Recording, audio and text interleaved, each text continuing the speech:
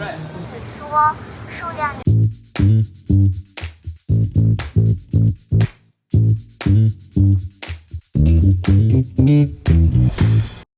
Ayun, for this video, kami ay maglilibot sa may Siemendeng para humanap ng pagkain. So, let's go! Para sa aming first stop, tatry namin itong Xingfutang ng haba ng pila. Ayun, naglalagay na si Koya ng pearl. Sinunod niya ng gatas. O, diba? Twirl, twirl. Wala yan! Dinosaur! Mabuga ng apoy. Ayun, so we will be trying Xingfutang for the first time. So, cheers!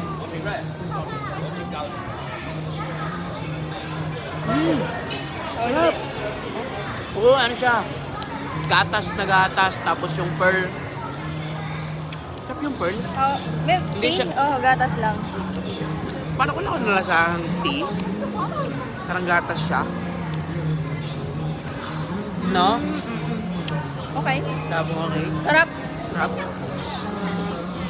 Then, meron pa kami ditong Xiaolongbao.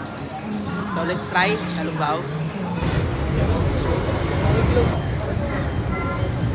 Oh, let's try. Yeah. Xingfutang Xiaolongbao.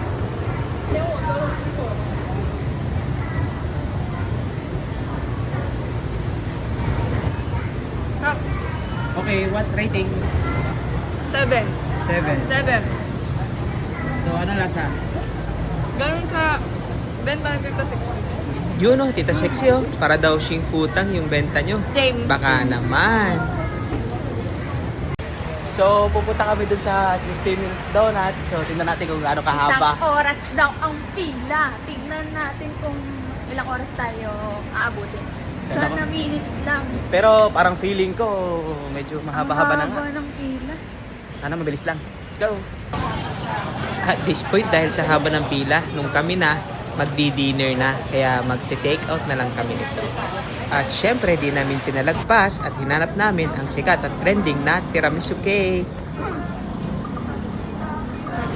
Wow. Tiramisu cake. Ayun, success na naman si Madam G. Found the tiramisu cake. At dahil bitin na bitin ang oras at malapit ng aming call time, ate, balutin na yan. Tahimik-tahimik lang yan si Madam G, pero gusto niya nang kainin yan. O Madam G, anong nararamdaman mo? Yun oh,